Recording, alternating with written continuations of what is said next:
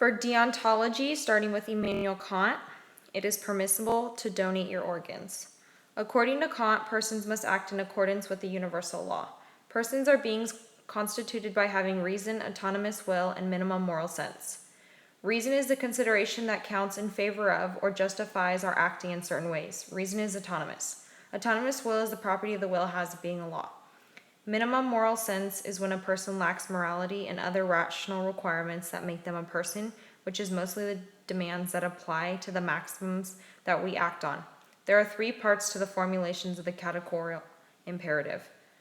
Act only in accordance with that maxim through which you at the same time can will that it will become a universal law.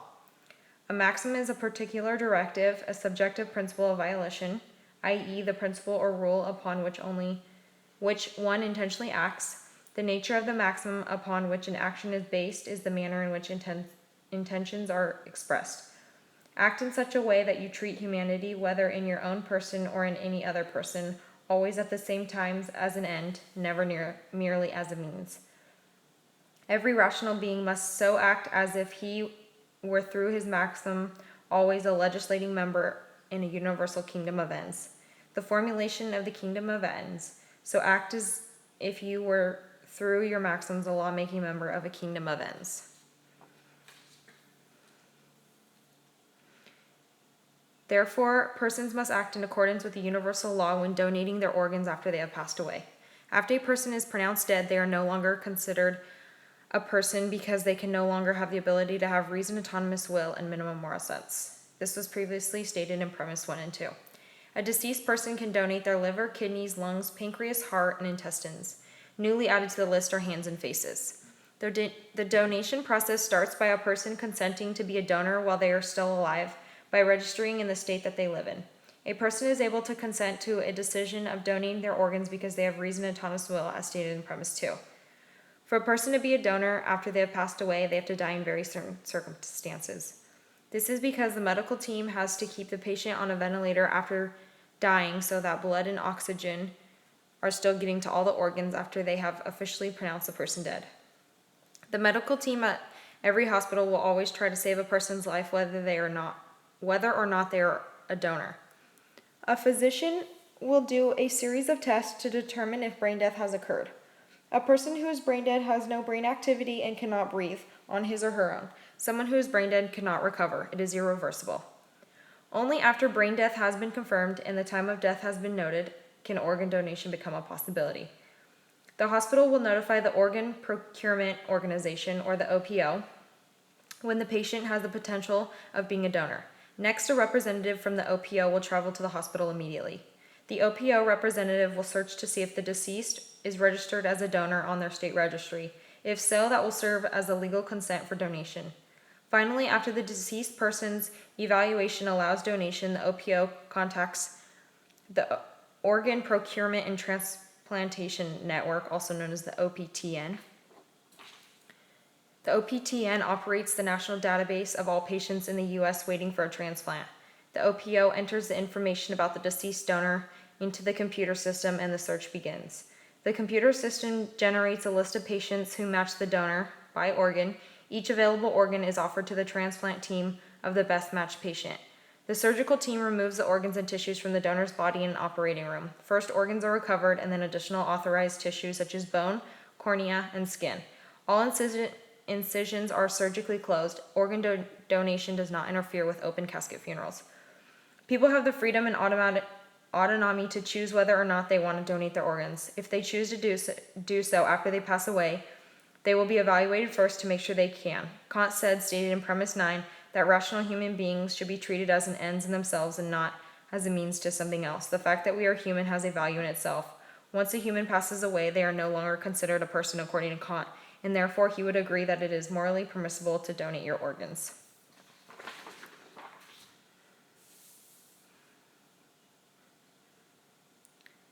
Now, deontology with John Rawls. It is impermissible to donate your organs. According to Rawls, the principle of justice is when free and rational persons concerned to further their own interests would accept to be in an original position of equality. Free as in any human right to have freedom to which all human beings are entitled. Rational persons are beings with their own ends and capable of determining what is just and what is unjust. A person's own ends refers to a person's self-interest or self-benefit. A sense of justice is to know what rightfully must be done. The original position of equality corresponds to the state of nature in the traditional theory of the social contract. Essentially, no one knows his place in society, his class position, or social status, nor does anyone know his fortune in the distribution of natural assets and abilities, his intelligence, strength, and the like. The original position is where everyone decides the principles of justice from behind a veil of ignorance. The principles of justice is also known as the original position. The veil of ignorance is the original position by reasoning in accordance with the appropriate restrictions. The veil of ignorance makes possible unanimous choice of a particular conception of justice. A social arrangement is chosen by the members of a society. Fairness is equality of rights and liberties for all. The arrangement of social and economic inequalities of the greatest benefit to the least advantaged. The difference principle. And offices and positions must be open to everyone under conditions of fair equality of opportunity. Equality of rights and liberties are not known based off personal characteristics such as race, gender, or class. Social and economic inequalities happens when it is not to the benefit of all. The difference principle is to the basic structure of society what makes use of differences in authority and responsibility. Fair equality of opportunity, the features of human beings and virtue of which they are to be treated in accordance with the principles of justice. These principles apply to the basic structure of society and govern the assignments of rights and duties and regulate the distribution of social and economic advantages. No one knows his situation in society nor his natural assets, and therefore no one is in a position to tailor principles to his advantage. Therefore, death must be determined before organ donation can take place. Death can be determined in two ways: brain death and circulatory death. Brain death occurs when a person's brain stops functioning permanently. Circulatory death occurs when a person's heart stops functioning permanently. A doctor will conduct a series of clinical tests at the person's bedside. The doctor will look for response to pain, change in the pupils from a light, blinking of the eyes, cough or gag reaction when the back of the throat is touched. If a person shows no response to all of these tests, it means that their brain has stopped functioning and the person has died. Although they have died, the heart will still continue beating because oxygen is still getting to the heart through a ventilator. The way a person dies influences how the donation process can occur and which organs and tissues can be donated. After death has been confirmed, the patient will remain connected to the ventilator while members of the medical team speak with the patient's family about donating, end-of-life wishes, and when to remove the ventilator. If the family supports organ donation, everything possible will be done to make sure those wishes are fulfilled. During this time, the patient will remain connected to the ventilator to keep blood and oxygen flowing to the organs. When the arrangements for donation have been made, the person will be moved to the operating room for the organ retrieval process. The ventilator will be removed during the operation. If donation is not supported, the doctor will speak with the family about removing the ventilator. In conclusion, since it is the patient's choice on whether or not they want to be an organ donor or not, the family should not make the decision. The choice is to be made by the patient before death has occurred. Also, there is a wait list for the recipients to receive an organ, but the problem occurs when there are multiple people who urgently need an organ. It becomes unfair to one person, but to another it is a second chance at life. As stated in Premise 12, fairness is equality of rights and liberties for all. The arrangement of social and economic inequalities are the greatest benefit to the least advantaged, but most often the organ does not get transplanted into the least advantaged, but the patient who has the highest chance of living after getting the new organ. The reason behind this is so the donor's organs don't go to waste. Also, according to Premise 18, no one is in a position to tailor principles to his advantage. So even if you need an organ for your own best interest, it's not in the best interest of everyone. Thus, according to Rawls and the principle of justice and equality, it is impermissible to donate your organs.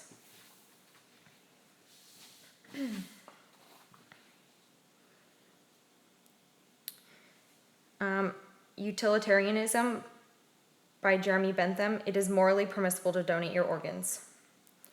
Morally permissible acts provide the greatest amount of pleasure for the greatest number. In order to determine the greatness of pleasure and the means to effectively generate such pleasure, a principle for determining utility is required. The principle of utility is constituted by seven variables of measurement: intensity, duration, certainty, uncertainty, propinquity, remoteness, fecundity, purity, and extent. Intensity is a measure of degree of extremity, concentration, depth. Duration is a measure of temporal continuance. Certainty is a measure of confidence, probability for or against a predicted event. Propinquity, remoteness, is a measure of the immediacy of an event. Fecundity is the measure of the probability that an event will generate or fertilize similar events. Purity is a measure of the probability that an event will generate fertilize dissimilar events. Extent is a measure of the exponential effect of an event's product on a field of individuals with decreasing immediacy. Furthermore, organ donation occurs after a person has passed away, but it involves the patient dying under certain circumstances to make them eligible to be organ donors. Declaring someone brain dead involves a clinical measurable test. To avoid even the smallest chance of mistake, most hospitals require that two physicians, sometimes hours apart, each conduct a range of tests in search of the slightest indication of brain activity. The electroencephalogram, also known as the EEG, is a test that shows someone who is brain dead, which means that there is no electrical activity. Also, an injection of mild radioactive isotopes into the brain reveals the absolute absence of blood flow. People who are brain dead have no gag response, their pupils do not respond to light, and they do not blink. They do not respond to pain, and in the absence of signals from the brain, their lungs have stopped working. Only the ventilator keeps them breathing. The other type of death a person suffers from is cardiac death. Their heart stops beating. The vital organs quickly become unusable for transplantation, but their tissues such as bones, skin, heart valves, and corneas can be donated within the first 24 hours of death. The organ donation and transplantation team is a different group of physicians than the physicians who pronounce the patient dead.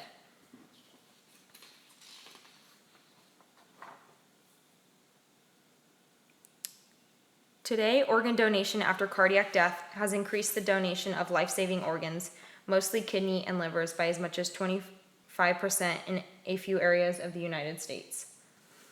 If a person has wishes to become a donor after they have passed away, it'll directly affect the recipient. The donor will not feel any pain based off of premise 13 when the physicians harvest the organs.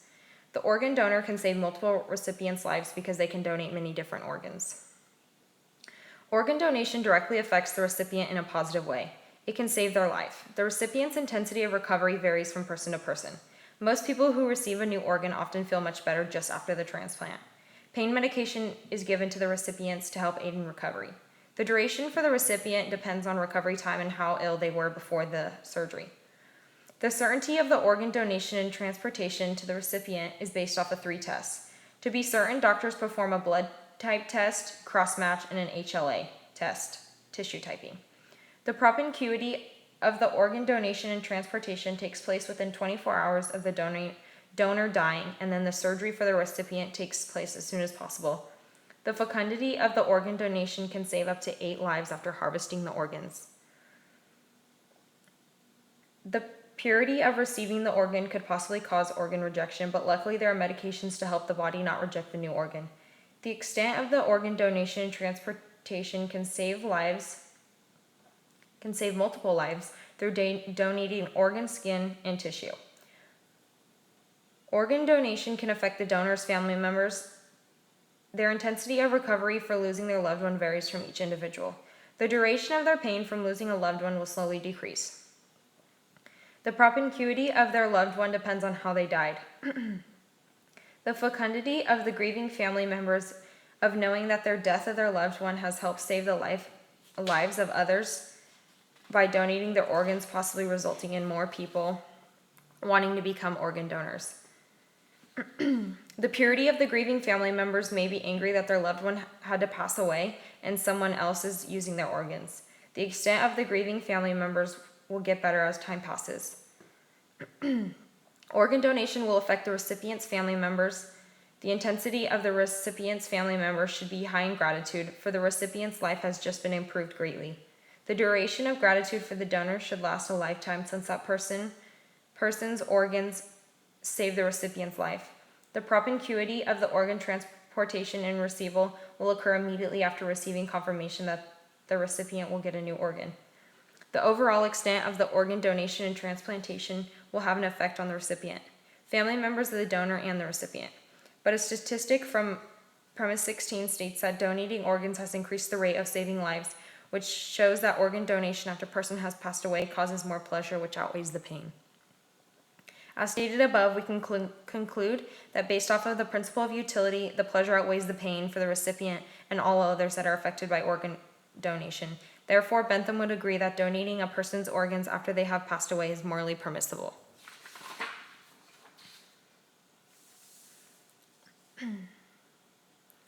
In Utilitarianism by Peter Singer, it is morally obligatory to donate your organs. Humans should act in accordance with the basic principle of equality. The basic principle of equality is the principle of consideration of interest. If it is in our power to prevent something bad from happening without thereby sacrificing anything of comparable moral importance, we ought morally to do it. The principle takes no account of proximity or distance. Proximity is referred to as distance in the sense of a person being physically near to us or someone who happens to be far away. The principle makes no distinction between cases in which you are the only person who could possibly do anything and cases in which you are just one among millions in the same position. There is no possible justification for discriminating on geographical grounds. Marginal utility is the point at which, by giving more, one would begin to cause serious suffering for oneself and one's dependents. The result of everyone doing what he really ought to do cannot be worse than the result of everyone doing less than he ought to do. The principle follows forms of utilitarian theory that we all ought morally to be working full-time to increase the balance of happiness over misery. When faced with the decision to donate your organs, a person must act in accordance with the principle of equality, which is consistent with their similar obligation to prevent something bad from happening, without thereby sacrificing anything of comparable moral importance and the best results for everyone affected. The process of organ donating starts with your consent by registering in the state you live in. Organ donation is the process of surgically removing an organ or tissue from one person, the organ donor, and placing it into another person, the recipient. Transplantation is necessary because the recipient's organ has failed or has been damaged by disease or injury. There are two ways a donor can donate their organs after death. One is after cardiac death. Typically, when a person suffers a cardiac death, the heart stops beating.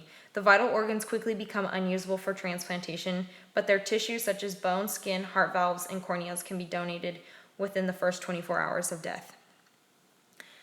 Brain death is the total and irreversible loss of all brain function and the circumstance under which the donation of vital organs most commonly takes place. Organs such as the heart, kidneys, or liver can still work for a short time if the ventilator is still in place.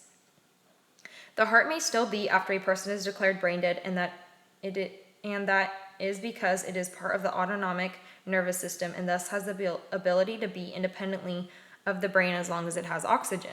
The heart will eventually stop beating as all bodily systems begin to stop working shortly after brain death. Once this process has begun, it cannot be reversed. At the time a physician declares brain death, the patient is dead. Mechanical support, a breathing machine, keeps oxygen going to the organs until they can be recovered for transplant. The machine is not keeping the patient alive. Brain death is irreversible and is legally and medically recognized as death. It is merely keeping the organs viable until they can be recovered. The Organ Procurement Organization, OPO, and Organ Procurement and Transplantation Network, OPTN, is notified when a person has died so that they can start the process of matching the viable organs to recipients. Each available organ is offered to the transplant team of the best matched patient. Most organs go to patients in the area where the organs were recovered. The others are shared with patients in other regions of the country. Machines keep blood containing oxygen flowing to the organs.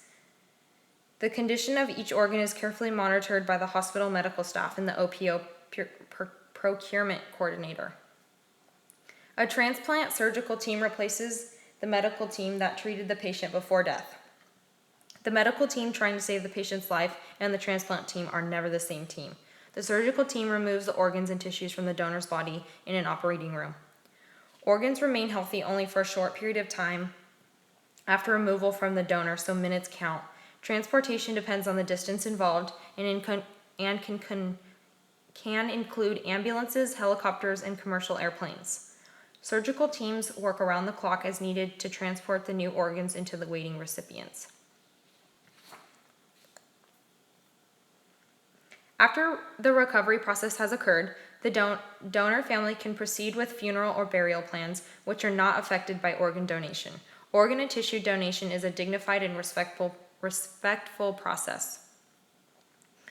Based off of premise 3, as humans, we should prevent something bad from happening, death from organ failure, without thereby sacrificing anything of comparable moral importance. Donating your organs after you're dead causes no harm to anyone. Then we ought morally to do it.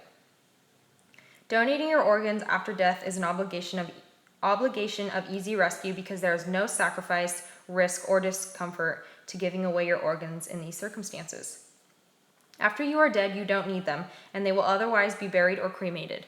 As stated in premise 9, if everyone consented to be a donor after dying, though you have to die under certain circumstances to actually become a donor, the best consequence would be a surplus of organs, leading to anyone who is in need of receiving an organ could get one. Thus leading to the utilitarian theory stated in premise 10, we all ought to work full-time to increase the balance of happiness over misery by giving consent to donate your organs after you have died so that someone in pain can get a new organ and live a happier and healthier life.